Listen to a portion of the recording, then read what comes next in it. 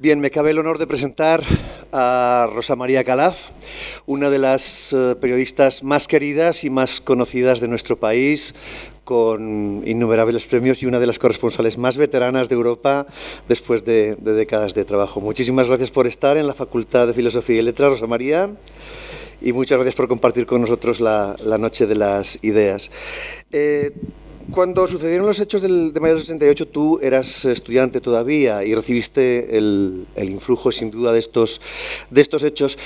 Cuando comenzaste a ejercer el periodismo, allá por el 70, 71, ¿cuál fue tu experiencia y tu percepción desde el punto de vista periodístico de la repercusión que podía tener este evento que evidentemente no teníais perspectiva en ese momento, sino que os pillaba de sopetón, por así decirlo? ¿Cuál fue tu percepción en ese momento? Bueno, buenas noches. La verdad que estoy absolutamente encantada de estar aquí. Difícil, después de lo que acabamos de oír, volver a la realidad. pero es ahí donde nos movemos los periodistas, ¿no? Realmente, bueno, estoy, ya digo, muy feliz de estar aquí porque, bueno, siempre me encanta venir a Zaragoza. He venido en los últimos años muchas veces y, sobre todo, también yo soy de, antes me mencionaban antes lo del francofilia, sí. Pues absolutamente, ¿no? Porque soy, pues, por supuesto, de las generaciones que estudiábamos francés, no inglés, ¿no? En el colegio. Y aparte, pues, en fin, es un idioma en el que siempre me ha gustado leer y con el que siempre me he sentido muy, muy identificada, así que por muchas razones, pues bueno, cuando Gabriel me dijo lo de venir, estuve encantada, muy inquieta, se lo dije, porque le dije, bueno, no sé, porque vamos a ver, con el tema del 68, ¿qué ocurre? Que efectivamente, o sea, yo lo viví, y lo viví, bueno, como estudiante, ¿no? Que era la mejor forma de vivirlo, además, ¿no? Claro. Pero claro, en una España, en la que después podemos hablar un poco, porque tiene que ver con bueno, voy a enlazarlo con la pregunta, porque evidentemente hasta ahora hemos hablado del 68 en Francia, pero el 68 en España pues tenía otras características, ¿no? En fin, los que estabais entonces, que alguno de los que estáis aquí pues también estabais, ¿no? Pues seguramente también lo recordáis, ¿no? Entonces, para mí la dificultad estaba en precisamente separar, ¿no? Lo que es personal de lo profesional, ¿no? Y por otra parte también separarlo del relato, porque hay muchas veces que, y eso ocurre no solo en este caso, pero en muchas de estas situaciones históricas, ¿no? Que precisamente, como bien ha señalado, cuando suceden no eres tan consciente de que son históricas, ¿no? O sea, te parecen que en fin, que están ahí, que van a tener una importancia, pero es después, con la perspectiva del tiempo, cuando realmente les das el valor que tienen, ¿no? Y verdaderamente yo durante toda mi vida como profesional he tenido la enorme fortuna, ¿no? De vivir la historia en directo muchísimas veces y después la enorme responsabilidad de tener que tratar de contarla, ¿no? Y luego, ya digo, cuando al cabo de los años pues he vuelto para atrás, he recordado, a veces me da miedo mezclar aquello que he oído en ese entretanto, ¿no? Es decir, ¿dónde está lo que yo sé, lo que yo viví, lo que yo recuerdo y lo que realmente luego ha ido incorporándose a base de lo que he leído, de lo que he oído y de lo que me han dicho, ¿no? Entonces me preocupaba bastante, llegar a realmente tener un cierto caos, ¿no? A la hora de contar. Efectivamente, o sea, yo hice Derecho y lo hice del 62 al 67. O sea, es decir, que yo terminé Derecho en junio del 67. 68 pues ya me pilló no trabajando, porque entonces estaba preparando inicialmente, o sea, en aquel momento yo todavía no pensaba en dedicarme al periodismo, estaba preparando una escuela diplomática y realmente voy a decir un detalle importante, creo, biográfico, porque hace que yo creo que valore el 68 a lo mejor de una manera distinta de lo que lo podrían valorar, entender o recordar pues otras personas de mi edad. Y es que yo había tenido ya la enorme suerte de nacer en una familia magnífica, que en aquella España, en fin, sórdida, rancia, oscurantista, represora y absolutamente horrible de los años 50, yo nací en el 45, tengo 72 años, bueno, pues empezaron, mi padre claramente directamente empezó a mandarme a estudiar al extranjero con 13 años en verano, ¿no? O sea, el verano de los 13 a los 14, porque yo cumplo los años en junio, pues por ejemplo fui a Francia, a la escuela l'École Internationale de Vichy, pues para perfeccionar el francés. Con 17, o sea, justo el año que entré en la Facultad de Derecho, bueno, pues estuve también estudiando en Estados Unidos, en Vermont. ¿Qué ocurre por qué digo esto? Porque evidentemente yo tenía ya esa visión del exterior que la mayoría de los españoles no tenían, y desde luego muy pocas niñas españolas desde luego tenían. Es decir, muy pocas niñas tuvieron el privilegio y la extraordinaria fortuna, ya digo, de tener ese contacto, ¿no? Y de ver lo que sucedía fuera, bueno, pues tan pronto, y en esa época. Quiere decir que cuando yo en la facultad pues viví directamente los 60, ¿no? Pues esos 60 para nosotros fueron un preludio del 68. O sea, es decir, que cuando el 68 estalla en París, empiezan a llegar noticias. Imaginad lo que era entonces, los que estabais lo recordáis, ¿no? La información no tiene nada que ver a cómo es ahora, ¿no? En cuanto a la rapidez, no estoy hablando de la calidad, entonces, bueno, y la rapidez y la accesibilidad en aquella España de la dictadura, etcétera, etcétera, ¿no? Cuando empiezan a llegar esas noticias, claro, resulta que yo había estado ya en París varias veces, que tenía muchos amigos franceses, y que había estado en Estados Unidos y había estado en California y había estado en Nueva York, pues en el año 63, en el año 65, etcétera. Eso quiere decir que cuando se empieza a oír que está ocurriendo eso en París, primero no me sorprende, o sea, es decir, es algo que parece que tenía que suceder, ¿no? Porque, bueno, pues veníamos de, en fin, de todas esas, ese preludio, ¿no? de lo que estaba sucediendo ya, pues, en ciertos lugares de Estados Unidos, etcétera. Y entonces lo vivo y enlaza, además, antes de la percepción, enlaza con esa lucha que teníamos ya en la Facultad de Derecho en Barcelona, ¿no? En Barcelona y en el resto de España, pero, en fin, yo estaba en Barcelona. Y entonces era una época muy convulsa, una época de toda la movilización que se nos permitía, porque evidentemente, pues España no era un lugar donde eso fuera fácil. Y no era fácil por dos razones, porque estábamos en aquella época, por supuesto, represora, pero que además a la que se sumaba, si lo recordáis, aquel desarrollismo, ¿no? Aquel turismo que empezaba a llegar, es decir, y toda esa especie de espejismo que apaciguaba, ¿no? Ese descontento, etcétera, y realmente no había, o sea, la percepción que teníamos muchos, una idea o una necesidad, una ansia, ¿no? En la sociedad española, en gran parte de la sociedad española, ¿no? Bueno, pues de pelear por la libertad y bueno, pues estaba en otro rollo, ¿no? Entonces era una doble lucha, o sea, era la lucha contra la represión directa, o sea, que no tenía la menor intención de permitirte expresarte, pero la incomprensión, ¿no? Y la indiferencia, o sea, y incluso a veces el rechazo, ¿no? De muchos entornos, ¿no? Que les parecía que para qué te estabas metiendo en todo esto. Entonces, cuando arranca y estalla y empieza a saberse lo del 68, fue como un golpe de esperanza, ¿no? De ¡guau! Ha llegado algo muy cerca, o sea, más cercano que lo norteamericano, que los hippies que empezaban, en fin, todos los movimientos de Berkeley, etcétera, que parecía que quedaba bastante más lejano y de lo que se hablaba bastante menos. Y entonces, bueno, pues fue como una mezcla, ¿no? de gran esperanza, de una sensación, por otra parte, pues de incertidumbre de a dónde va a ir eso, ¿no? Una cierta desazón, o sea, qué va a pasar, claro.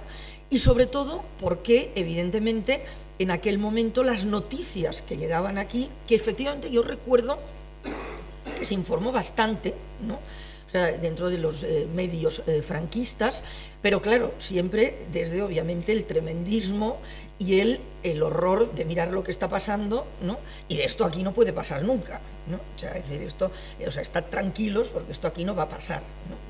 Entonces, bueno, era esa contradicción permanente y entonces esa necesidad de tratar de explicárselo a la gente que no le daba muchos la importancia, muchos no lo entendían exactamente de qué se trataba, porque nadie se lo explicaba bien, etcétera, ¿no?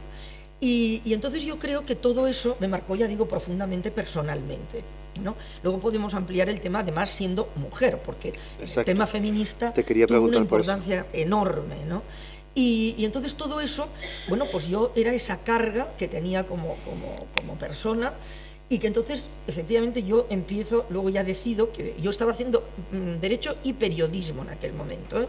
Pero el periodismo lo hacía casi como una afición, ¿no? Y ya digo, no tenía claro en aquel momento todavía si me iba a dedicar o no al periodismo, y cuando ya decido que sí me voy a dedicar al periodismo es en el año 70.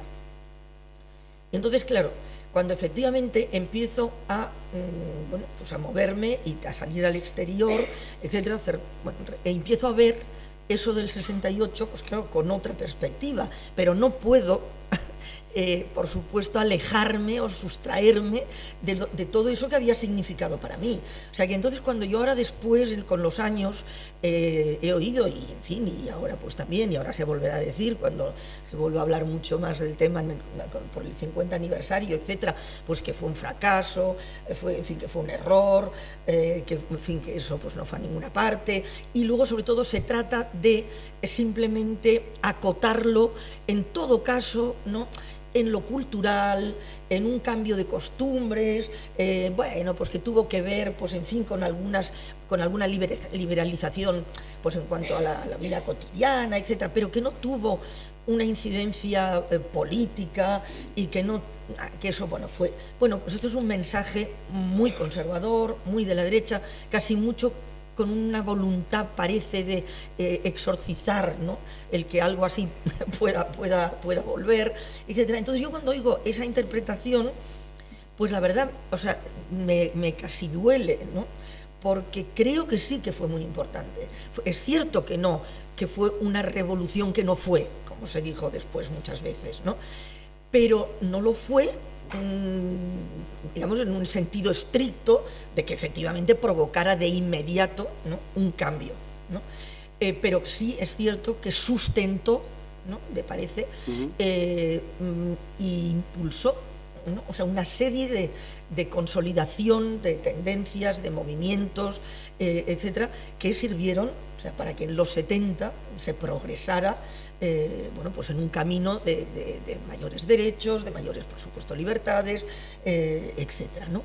Y luego, claro, o sea, con la práctica profesional te empiezas a dar cuenta de cómo también se neutralizó todo eso que ocurría, ¿no? Es decir, hay una manera, cuando algo molesta y se quiere eliminar, bueno, pues la forma, en fin, directa es la prohibición, en fin, el rechazo frontal, etcétera, que normalmente, bueno, pues suele crear, pues, una serie de rebotes, ¿no?, de acción-reacción. Pero hay otras maneras más sutiles, ¿no?, que es, bueno, o desprestigiarlo, ¿no?, o minimizar sus efectos, o, que creo que fue en gran parte lo que sucedió, fagocitarlo, ¿no? O sea, es decir, incluir, lo ha dicho un poco Julie, ¿no?, antes, sí, en su explicación, o sea, es decir, ¿eso qué hago? Pues lo mismo que ocurrió en Estados Unidos con los hippies, que yo solo viví mucho más de cerca, porque después, claro, enseguida estuve mucho más en Estados Unidos que no en el 68 en Francia, y sobre todo posteriormente, ¿no? Pues ¿qué hizo? Convertirlo en una moda, ¿no? Y entonces ya, pues en cuanto ya todo el mundo se pone plones en el pelo y considera que da igual, eso ya pierde lógicamente su revulsivo, su carácter transformador real, ¿no? Se domestica, efectivamente, ¿no? Y eso creo que fue lo que pasó. Pero creo que mientras que hasta los 80 yo lo que percibí como profesional y como persona, insisto, porque me disculparéis porque realmente mezclo muchísimo y soy incapaz, creo, de separarlo, como he dicho al principio, pues lo que fui comprobando fue que hasta los 80 había una idea de que aquello había sido un ensayo, de que aquello no había salido porque había habido, bueno, pues, en fin, errores, efectivamente, y bueno, pues no había salido, pero que era algo que se podía volver a recuperar, etcétera, ¿no? Luego, a partir de los 80, eso fue cambiando, o sea, y fue cambiando bastante rápidamente, ¿no? Porque evidentemente hubo una voluntad ya de que efectivamente eso que había que eliminar totalmente la posibilidad, ¿no? Y entonces en aquel momento ya se trató de consolidar esa idea de que decía al principio de que, bueno, sí, fue muy importante en lo cultural y fue muy importante, pues, en fin, en una cuestión, ya digo, de la indumentaria, en las formas, ¿no? Y bueno, y cambiaron muchas cosas y tal, pero bueno, en fin, las jerarquías y la participación política y todo eso, pues en eso no afectó. Y luego, bueno, pues a partir de, claro, de los 80 ya entramos en fin, en la dinámica Reagan, Thatcher, etcétera, donde ya hay una voluntad clarísima de que todos esos logros que se habían conseguido en cuanto a derechos, ¿no? y sobre todo esa idea de colocar a la persona en el centro del interés, ¿no? Es decir, vamos a trabajar porque otro mundo sea posible, porque otro mundo es posible, ¿no? O sea, y estar convencidos de que eso es así, y por tanto lo que hemos de conseguir es que cuantas más personas en el mundo, ¿no? Bueno, pues puedan acceder a ese otro mundo posible mejor, bueno, pues trabajemos por ello, ¿no? Y hemos avanzado, y eso ya es un camino sin retorno, que va a ir a más y que se va a consolidar. Y entonces vino el jarro de agua fría, o sea, en los 80, mitad de los 80, cuando se empieza a ver pues que evidentemente no se había avanzado lo que se pensaba que se había avanzado. ¿Y permeó a tu generación la idea de que la imaginación podía ser realmente una herramienta transformadora, no solamente de la sociedad en general como abstracto, sino desde el propio individuo? Porque tú misma has comentado que como mujer, realmente ¿cuántas chicas estabais en la facultad? ¿Cuántas os licenciasteis? No tendríais que ser muchas en España en aquel momento. Que va. Efectivamente, claro que eso... ¿Permeó tu generación? Creo que eso era precisamente lo que fue más importante, ¿no? O sea, el llegar a la convicción, insisto, que en España, además con todas las connotaciones, ¿no?, que teníamos, porque en fin, a mí cuando, hablando con amigos franceses y todo eso, pues denostaban, claro, a De Gaulle y tal, el sistema, claro. Yo pensaba, pues ojalá tuviéramos aquí a De Gaulle, ¿no? O sea, en vez de lo que tenemos. O sea, entonces es evidente que sí, porque es evidente que sí que nos dio esa idea de que era posible, ¿no? O sea, es decir, de que se podía hacer y de que se estaba intentando hacer, o sea, de que era un proceso que estaba en marcha en el que en un momento u otro nos íbamos a poder subir de alguna manera, ¿no? Y entonces, claro, evidentemente como mujer, enormemente, o sea, primero, a ver, hubo una cosa muy curiosa, porque es paradójico, porque por una parte, desde luego en el Mayo francés, o por lo menos que yo recuerde, digamos, y en todo aquel movimiento, no había unos principios feministas, es decir, no se hablaba del tema igualdad, etcétera, y no solo eso, sino que incluso excepto en la superficie, que sí, pues que veías, en fin, en la Sorbona y en las calles de París, pues veías mujeres y veías que participaban más o menos en las asambleas, etcétera, pero todavía seguían siendo los de siempre. O sea, es decir, que no había claramente un mensaje. Y no solo no lo había, sino que no lo hubo, y bueno, y todavía no lo hay, o sea, en realmente las fuerzas políticas, sí, ¿no? Y tuvimos que pelear, digamos, para introducir esa idea, es decir, la lucha, en España concretamente, la lucha antifranquista y la lucha por las libertades no incluía, o sea, la lucha feminista. Yeah. O sea, es decir, había que incluirla y había que estar ahí dando la lata.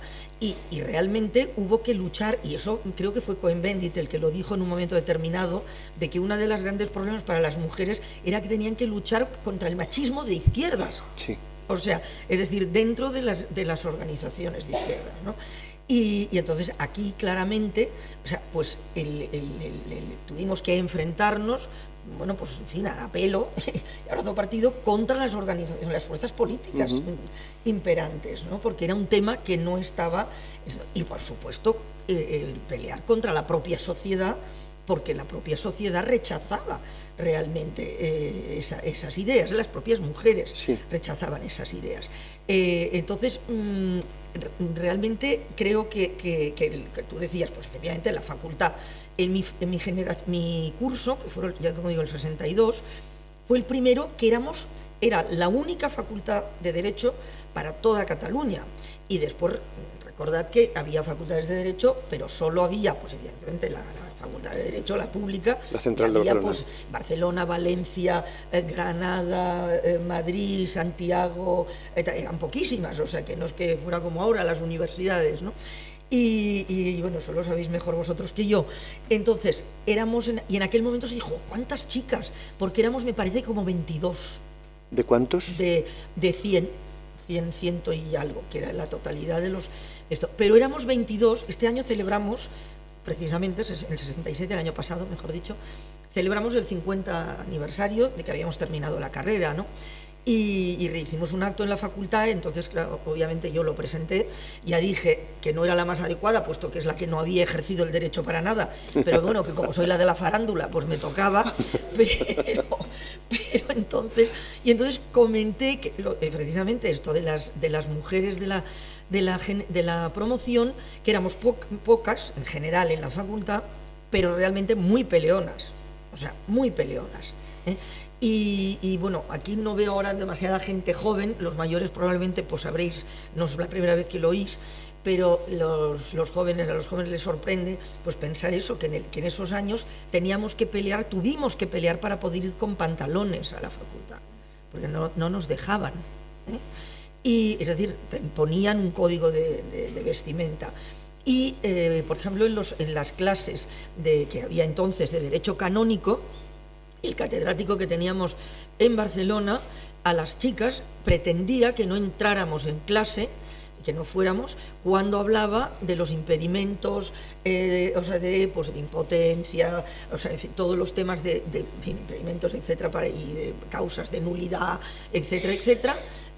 Bueno, pues pretendía que no entráramos.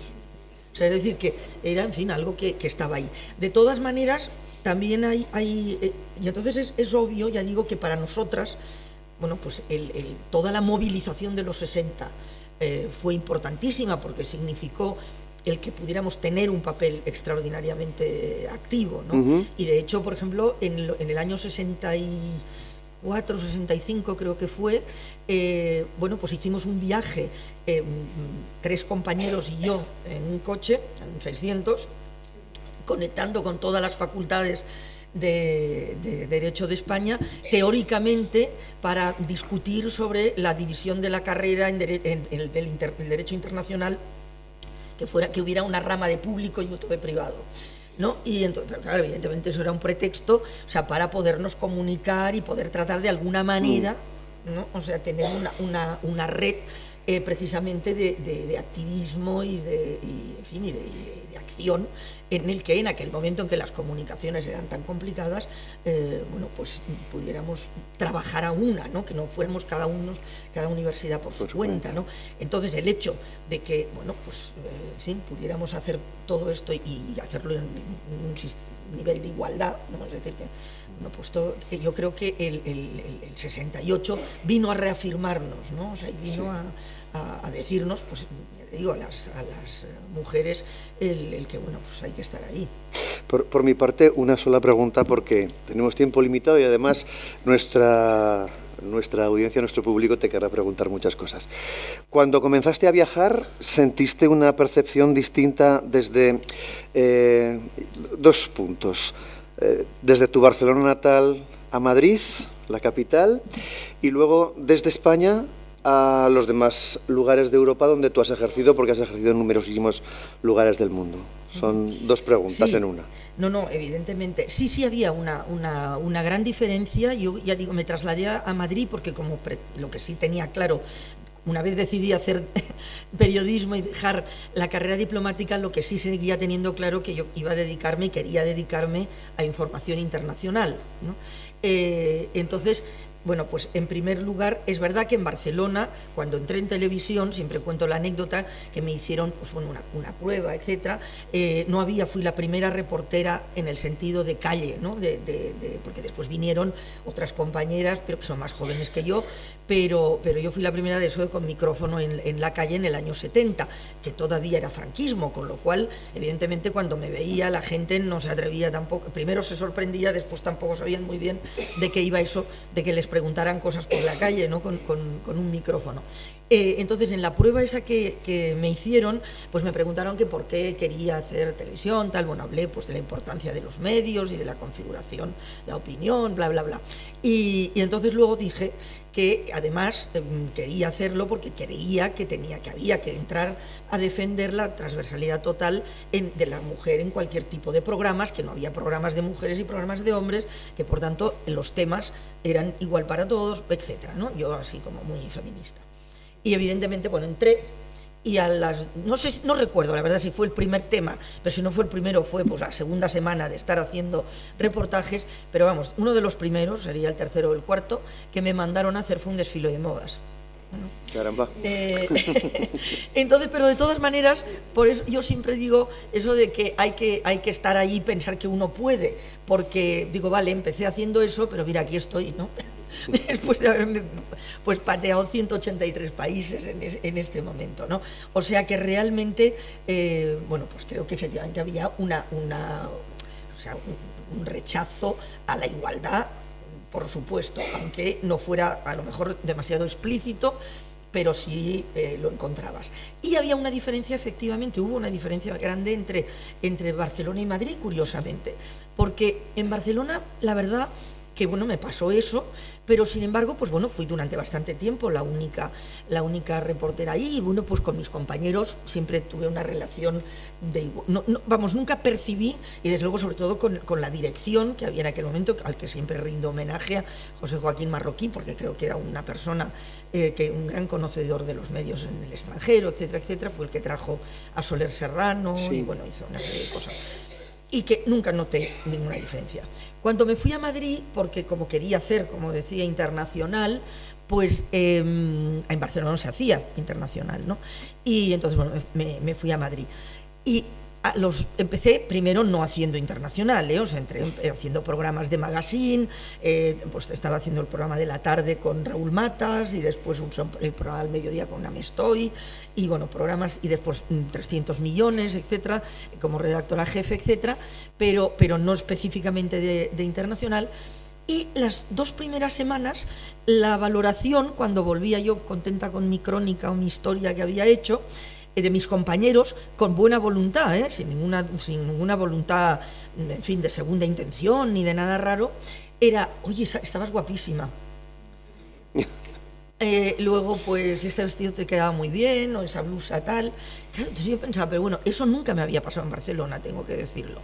Y entonces, bueno, pues yo, en lugar de enfrentarme a lo que sea, pues lo que hice fue que empecé a hacer lo mismo. Y entonces, pues cuando llegaban con su crónica, le decía, esta corbata, genial. Y entonces, claro, se quedaban, y a partir de ahí, pues dejaron, evidentemente, de hacerlo, ¿no? O sea que sí había una cierta diferencia, y bueno, pero yo creo que esto era un poco el hecho ese de que Barcelona fue siempre un poco pues más cercana a Francia, sí, más cerca. La posibilidad de siempre más, bueno, pues un poco más de salida fuera, y de que quizá se puede decir, pues no sé, que a lo mejor íbamos un poco por delante, pero vamos, o sea, que ahora lo hemos perdido, dicho sea de paso. Y entonces, pues, en fin, o sea, que puede que fuera eso. Ahora, en televisión española, sí tengo que decir que la verdad nunca encontré y lo he dicho muchas veces en entrevistas también, etcétera, o sea que no es por quedar bien, nunca encontré un rechazo frontal por razón de género, ¿no? O sea, es decir, y la única vez, es decir, enseguida ya luego empecé a hacer internacional, etcétera, y empecé a salir fuera, y bueno, y la única vez que fue cuando el golpe de Estado en Guinea Ecuatorial, sí. Cuando Obiang derrocó a Macías. Entonces, bueno, se sabe que hay el golpe de Estado, entonces, bueno, yo evidentemente ya zumbando, corriendo, pues yo quiero ir.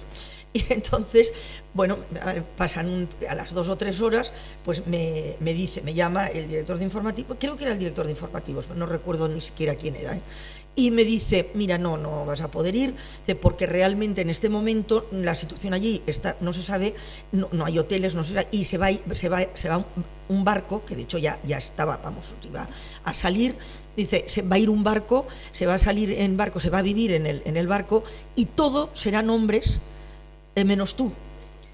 Y yo digo, ¿y entonces me dice, bueno, te podría pasar algo. Digo, hombre, pues los que no tienen que ir son ellos, porque ellos son los que tienen un problema, no yo, ¿eh? O sea, entonces, bueno, pues la realidad es que no fui, pero entonces al cabo de 3 o 4 días ya el barco, bueno, ya llegó, entonces ya hubo un avión que fue y tal, y entonces ya fui en avión y efectivamente, bueno, pues ya estuve viviendo y era la única mujer, etcétera, y tal, y realmente, pues ya digo, nunca, la verdad, nunca tuve un problema, ni tuve problemas de brechas salariales, ni cosas de este estilo dentro de Televisión Española. Con respecto al exterior, claro, en el exterior había muchísimas más mujeres. Aquí en aquel momento, estoy hablando, ya digo, de los años, de principio de los 70, mitad de los 70 en ese momento ya. Bueno, pues éramos 2 mujeres haciendo internacional como reporteras, ¿no? Que era Carmen Sarmiento y yo, o sea, fuera. Y luego estaba Elena Martí, estaba en la redacción, etcétera. Pero éramos poquísimas, nada, pues 3 gatas, ¿no?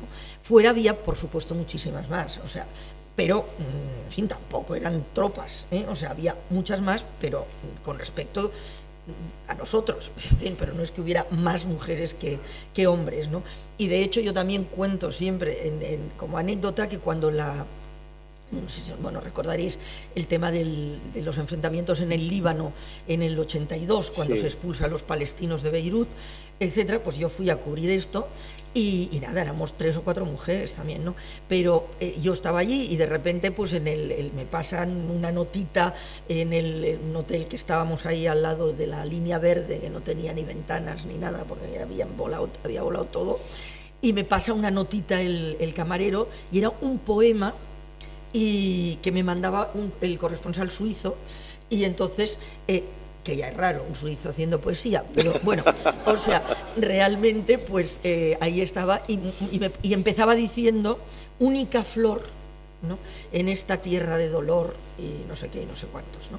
O sea que digamos que en general siempre y todavía hoy, o sea, y eso que ahora pues generalmente en las coberturas somos más mujeres que hombres, pero todavía hoy, sobre todo las compañeras más jóvenes, pues tienen que pelear con eso del oye guapa, el oye no sé qué, en fin, pero bueno, pero eso sería otro tema.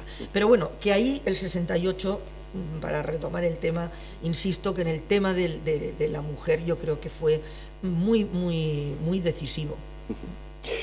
Pues tienen la oportunidad de preguntar a una maestra de periodistas aquí en esta aula magna de la facultad.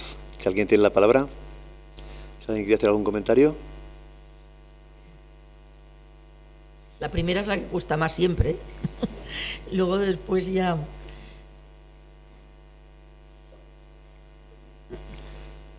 ¿Nadie quiere preguntar entonces? Entonces, para usted, debajo de los saducines se encontró la playa. ¿Perdón? Entonces, para usted, debajo de los adoquines se encontró la playa.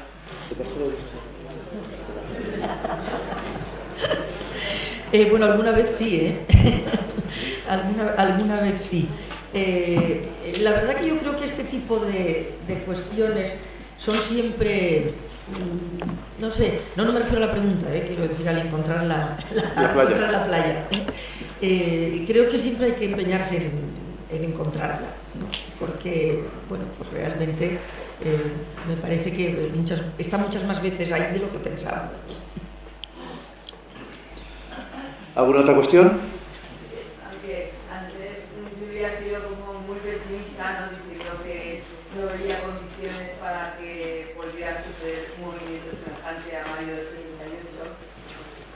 Bueno, yo, desde mi perspectiva, una larga perspectiva del mundo, de la historia, de los lugares, no sé, es que a lo mejor voy a hacer una plana, ¿no? Pero si de alguna manera lo que pasó en España en el 15M no tiene alguna pequeña paralelismo, porque aunque también no hay la base sindical o la base política, como decía en el 68, pero no sé, tenemos otras condiciones, ¿no? Las redes sociales en este momento también pueden ser un elemento de cohesión, no sé si... Sí, no, es una pregunta muy, muy interesante y que además se va a plantear seguro muchísimo este año con lo del aniversario, ¿no? Pero yo estoy muy de acuerdo con todo lo que ha dicho Julie como condiciones que lo diferencian, ¿no? Desde, vamos, en la España de ahora, pues evidentemente no era la del 68, etcétera, ni las circunstancias globales en este momento son las mismas, etc.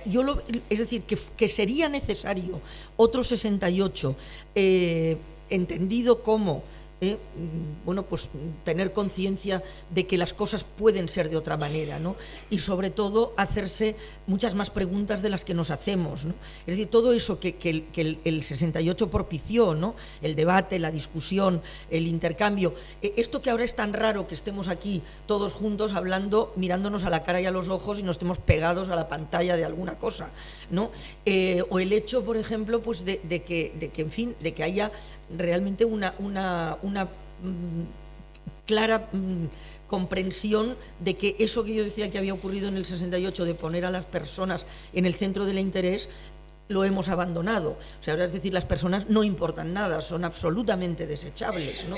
Entonces, bueno, pues todo eso está claro que bueno, que debería propiciar el que hubiera otra y que fue lo que dio origen al 15M y al Wall Street y a los otros movimientos.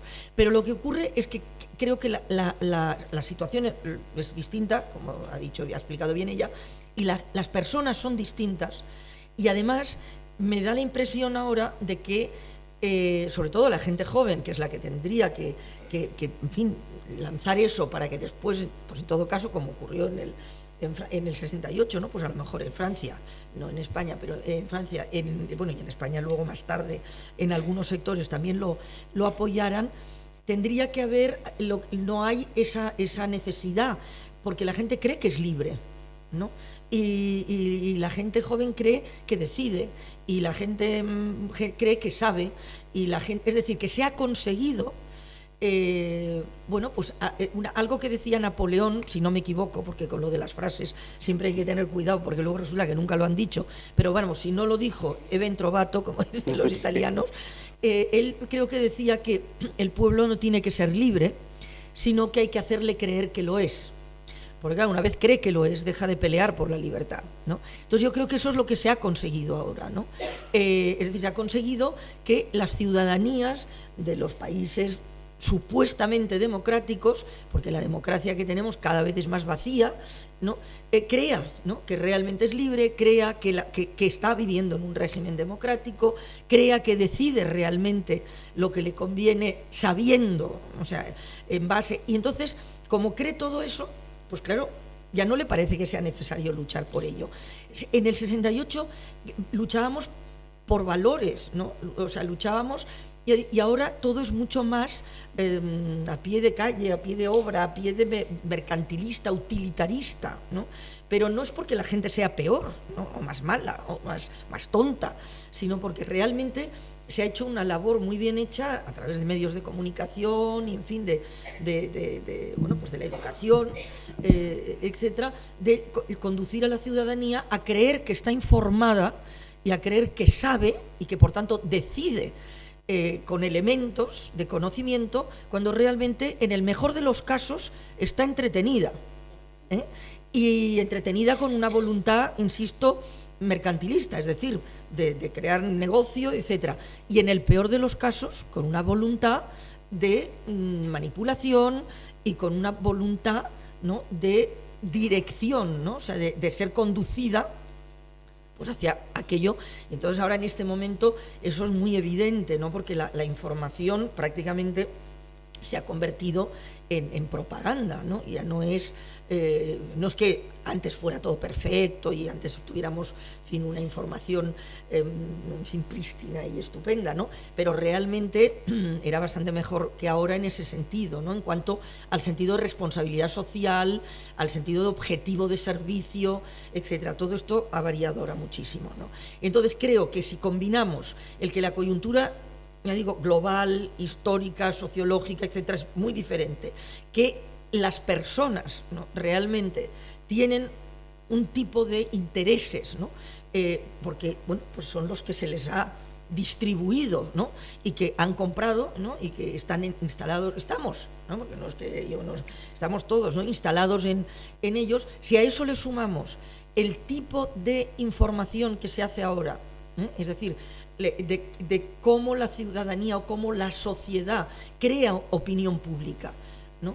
Bueno, pues es terrible, porque ahora creamos opinión pública sustentada básicamente en mentiras, o sea, en fin, las famosas falsedades, las fake news, en perfiles falsos, y sobre todo, que creo que es lo más grave, es que creamos un tipo de sociedad que decide no en base a una opinión pública, ya digo, que base esa opinión en argumentos y en el conocimiento, ¿no?, de lo que realmente sucede y de lo que realmente significa lo que sucede, sino que toma decisiones en función de las emociones que se le crean, ¿no? Y entonces, claro, una sociedad que bueno, se mueve por emociones y no por conocimiento, corre un serio riesgo de equivocarse, ¿no? Y entonces, en el 15M empezó muy bien y empezó realmente también, no introduciendo, pese a que, ya digo, tenía unos objetivos, o sea, mucho más, ya digo, probablemente, en fin, que tienen que ver pues con el trabajo y con en fin, las hipotecas, o sea, el maltrato sanitario, etcétera, unas cosas muy importantes, o sea, y por las que deberíamos realmente estar todos en la calle. Pero me refiero que con unos hechos más concretos, no tan eso, pero luego enseguida, pues ya digo, desde el sistema se consiguió neutralizar. Igual que se hizo, ya digo, con el 68 a base de una serie de años, bueno, pues ahora se puede hacer en cuestión de días, ¿eh? Y bueno, y por ejemplo, una cuestión, vamos, interesante a saber es que, por ejemplo, de cómo funciona la tecnología, ¿no? Ahora estuve en un congreso de estos de Big Data y tal, en donde se presentaban una serie de programas y de aplicaciones y tal, y entonces, bueno, pues yo no entiendo nada de todo eso, ¿eh? O sea, y hubo ratos en que realmente no sabía de qué estaban hablando, pero en este concreto sí, porque además trajeron una serie de ejemplos, y era como ahora hay una serie de sistemas, por supuesto de algoritmos, etcétera, que permiten saber el estado de ánimo, ¿no?, de las masas, ¿no?, en tiempo real. Y entonces nos enseñaron cómo, por ejemplo, pues durante el 15M se estaba monitorizando el estado de ánimo, concretamente en Barcelona, de la Plaza de Cataluña. Y entonces se tenía, veías ahí todas las lucecitas y las cositas que salían, y entonces la conclusión era, pues ahora euforia, ¿no? Ahora pues indignación, ahora pues en fin, rabia, ahora pues iba pues subiendo, bajando, tal, y se iba especificando esa masa. ¿En base a qué? A lo que la propia masa estaba enviando por sus tweets y con sus Facebooks y con su internet, ¿no? Y entonces, ¿para qué sirvió eso? Para que en el momento en que salió el desánimo, o sea, pues un poco ya como de división y tal, entraron a desalojar la policía, ¿no? Entonces, bueno, pues eso significa hasta qué punto, ¿no?, realmente sería muy difícil que algo así pudiera progresar, porque probablemente sería abortado pues prácticamente en sus inicios, ¿no? Pero vamos, que habría que estar en ello, ¿eh? Como decía Julie. Por volver a la comparación que se planteaba, que yo creo que tiene su interés, el 15M y el 68, aparte por ese componente asambleario, imprevisto, no clásico, no es una acción de partidos, ¿no? Yo creo que hay otro factor que también es común y que en su época, claro, yo lo recuerdo como un chaval de 13 años, efectivamente la televisión franquista, aquello se ponía muchísimo, nunca se había visto tanto eso, porque fíjate tú, en Francia, cómo se le van las cosas de las manos y tal, pero un poco el comentario era, ¿pero qué quieren estos chicos? ¿No? ¿Pero qué les pasa? Y lo tienen todo. Y ese componente que yo creo que también el 15M lo tiene en mucho sentido. Por detrás se oye, porque si no lo voy comentando porque es muy interesante, o sea, porque es probablemente que no se oiga. Quería decir que en cierto modo otro aspecto que me parece interesante, me lo pareció en aquel momento y me lo parece en perspectiva, es ese componente de revuelta generacional, ¿no? Es la revuelta de los jóvenes, que es un actor político que hasta ese momento no había tenido un papel tan claro y que lo va a tener en los años siguientes, y que es quizá pues el comienzo de esa mitificación de la juventud que vive nuestra sociedad. Y en ese sentido, esa revuelta generacional sí que es quizá un factor común, ¿no?, entre ambos movimientos, y que en aquel fue muy protagonismo, ¿no? Yo tengo en la retina esas dos imágenes de la incomprensión de qué quieren estos jóvenes, que era por un lado a los chavales en París con los adoquines y la policía, y por otro lado a las chicas tirándose de los pelos porque cantaban los Beatles, ¿no? Ambas cosas eran incomprensibles. ¿Qué les pasa a estos jóvenes? Sí, no. La verdad que o sea, el tema siempre, a veces comentando, ¿no?, con compañeros y tal, siempre dices, bueno, realmente se consiguió mucho y en aquel momento, pues claro, luchábamos todos por que cambiaran las cosas, ¿no? Y claro, a veces ahora tienes la sensación de que tienes que luchar para que no te cambien, porque lo poco que se había conseguido se está yendo a la porra, ¿no? Entonces, precisamente, pues está un poco en esa línea, ¿no? Es decir, hay que volver a intentar cambiar las cosas, y efectivamente en el 15M pues se vio, pero a mí me da la impresión, ya digo, que era mucho más, no sé, o sea, mucho más deslavazado y por una parte y mucha más, ya digo, concreto o quizá pequeñito, ¿no? O sea, y luego sobre todo, ya digo, sobre todo que estamos en un momento en que eso es muy fácil de desarmar, ¿no? Porque ya digo, por una parte, pues cuando normalmente, pues eso, lo que sucedería en un país que, pues yo qué sé, pues bueno, lo que sucedió en México en las páginas de las tres culturas, o lo que está sucediendo pues en Turquía en estos momentos, o en cualquier sitio, pues que cuando se monta una de estas, pues matan unos cuantos y en fin, la eliminación física pues es bastante intimidatoria, ¿no? Claro, esto aquí evidentemente, aquí me refiero no solo en España, sino quiero decir en nuestros entornos, evidentemente esto no se puede hacer, ¿no? Pero sí que se puede anular, pues a base de, por una parte, desacreditarlo, ¿no? Eso se hizo enseguida, ridiculizarlo, y por otra parte, bueno, pues lo que comentábamos antes, ¿no? También integrarlo de alguna manera, ¿no? Y hacerlo lo de que parece que estás cambiando algo, pero que no cambia nada, o sea, el tipo, el gato pardo, ¿no? Bueno, yo acabo de volver de Moscú ahora y claro, pues es muy curioso, en fin, por emplear un adjetivo suave, el cómo ha cambiado mucho aparentemente, pero cómo no ha cambiado nada, o sea, muy poco, ¿no? En lo que es el fondo, ¿no?, de lo que está pasando. Entonces, bueno, pues no sé, pero ya digo, yo soy bastante pesimista también como Julie de que realmente se pueda volver a reproducir algo así. Por lo menos no, a ver, se podría volver a reproducir pues como lo del 15M, o sea, decir, algún tipo de en fin, esporádico, ¿no? O sea, de pronto, pero en fin, efímero, o sea, y difícilmente puede calar. Yo es que sí que veo que hay muchas ganas de cambiar las cosas, lo que pasa es que hay como mucha confusión, poca claridad acerca de qué vía seguir para que pueda ser efectivo. Y veo que no todo el mundo busca una misma vía, ni que hay algo organizado entre las personas que quieren cambiar las cosas. Sí entre las que se oponen, pero no entre las que quieren cambiar.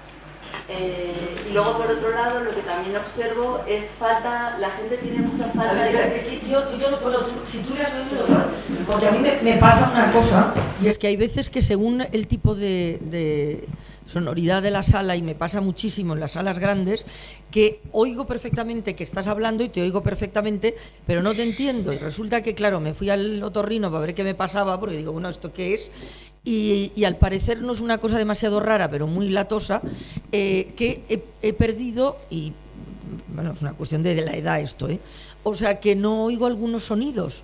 Entonces, por ejemplo, las S, las Z, entonces claro, te oigo perfectamente, pero no te entiendo porque me faltan algunas letras y entonces me quedo con la mitad de la palabra. Entonces, no sé repite, por favor. Bueno, a ver si... No, tampoco. ¿Se me oye ahora? Sí, ahora sí. A ver si soy capaz de repetirlo. Pero puede yo tampoco. Que que yo sí que he observado que hay gente que quiere cambiar las cosas en diferentes ámbitos. No todo el mundo lucha en el mismo camino, ¿no? En la misma dirección. Pero lo que sí que observo es que hay mucha confusión, no hay claridad acerca de cómo se deben de cambiar, cómo se pueden cambiar efectivamente las cosas, ¿no? Y entre las personas que quieren cambiar no hay una organización, cosa que sí que hay en los que se enfrentan a estas personas, ¿no? Y luego, por otro lado, me parece que lo que no hay es confianza en que se puede cambiar la realidad. O sea, se trabaja más a base de impulsos. Sí, bueno, es un poco lo que estaba yo intentando explicar antes, porque por una parte es verdad, falta organización, pero porque tampoco se propicia que la haya, ¿no? Porque fíjate, sí, precisamente la tecnología en este momento debería facilitar, ¿no? Porque hay una rapidez de comunicación, etcétera, que sobre el papel, ¿no?, tendría que facilitar muchísimo el que se pudieran hacer este tipo de convocatorias, ¿no? Por ejemplo, yo he estado en algunas, por ejemplo, en Filipinas con la caída del presidente Estrada, en muchos, en fin, situaciones internacionales en las que, bueno, las primaveras árabes, primaveras entre comillas, también, o sea, la comunicación fue muy fácil, muy rápida y realmente propulsó el que se lanzara todo eso. Pero claro, si eso luego, evidentemente, igual que la tecnología es muy potente para comunicar, para informar, para dar conocimiento, tiene exactamente la misma potencia para todo lo contrario. Entonces hay grandes intereses en interferir para que eso no ocurra. Por lo tanto, realmente lo que se está viendo ahora, por ejemplo, con todo esto de las noticias falsas, de los hackers, de los bots, de las granjas rusas, de tal, en fin, todo eso, que parecía que la tecnología iba a ser el terror para los regímenes autoritarios y que iba a acabar, ¿no?, con los totalitarismos, porque pues ha sido al revés. Realmente quienes son más vulnerables a todo esto son precisamente los sistemas democráticos, etcétera, ¿no? Entonces, bueno, pues realmente la posibilidad de que exista esa convocatoria está, o sea, el descontento está, hay gente que efectivamente, mucha gente que se da cuenta de que no se puede seguir así, no es que haya que cargarse el sistema, esto ya, bueno, cada uno piensa lo que quiera, ¿no?, pero sino que hay que reformar muchas cosas que se están haciendo mal. Es decir, que parece ahora que el capitalismo salvaje pues no tiene quien se le oponga, ¿no? O sea, que no hay posibilidad de oponerse y que no es posible, o sea, y aquí voy a la segunda parte de lo que tú dices, de la confianza. Lo que se ha hecho creer es de que las cosas son como son y no pueden ser de otra manera. Y entonces se ha hecho perder la confianza, ¿no? Entonces, como lo que se ve es que cuando se inicia algún tipo de movimiento no va a ninguna parte, pues todavía se pierde más la confianza, ¿no? Entonces, bueno, pues habrá que ver en la evolución, porque claro, estamos en un momento de cambio y de incertidumbre total, como en todo momento de cambio. Y cuando digo cambio, no me refiero de cambio sociológico, sino de cambio tecnológico, ¿no? Es decir, que a dónde va todo esto no lo sabemos, no sabemos en este momento si vamos a ser capaces, que es a lo que deberíamos llegar, de controlar la tecnología, es decir, de que no sea la tecnología la que nos controle a nosotros. Es decir, lo que no se puede es tener una sociedad como tenemos ahora la mayoría de nuestros jóvenes y adolescentes, que no es que usen la red, es que caen en la red. O sea, y muchísimos, en fin, no creo, la mayoría de los que estamos aquí no creo, porque no estaríamos aquí, estaríamos enganchados viendo alguna chorrada.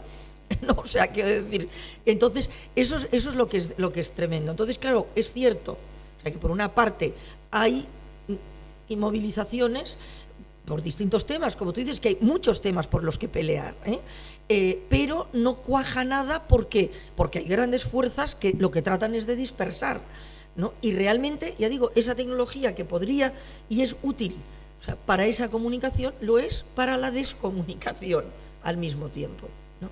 Y entonces, evidentemente, pues como no se avanza, o sea, se reafirma esa idea del no hay nada que hacer. Y cuando ya has conseguido que la gente se resigne, es gravísimo eso, porque eso frena cualquier tipo de transformación inmediatamente. Rosa María, muchísimas gracias por haber estado en la Noche de las Ideas y un aplauso, por favor, para... Gracias. A vosotros por venir. Gracias.